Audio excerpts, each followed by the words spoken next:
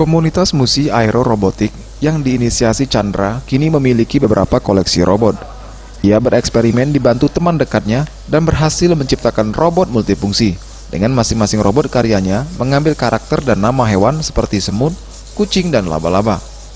Chandra mengatakan, karya ciptaannya ini menggunakan bahan eksternal yang diambil dari bahan bekas seperti bekas ember plastik, botol bekas, dan baling drone yang rusak. Untuk proses pembuatannya, mulai dari desain hingga perakitan bisa mencapai 1 minggu tergantung tipe robot. Perancangannya sebenarnya tinggal didesain, dipotong, dan dijadikan seperti ini. Kendalanya waktu buat apa nih? Kendalanya waktu buat ya mungkin proses dan waktunya kan. Berapa lama kalau buat satu robot? Kalau mungkin 1 mingguan. 1 mingguan? 1 mingguan. Untuk satu robot dijual dengan harga antara 1 juta hingga 15 juta rupiah dan biasanya konsumennya dari Pulau Jawa.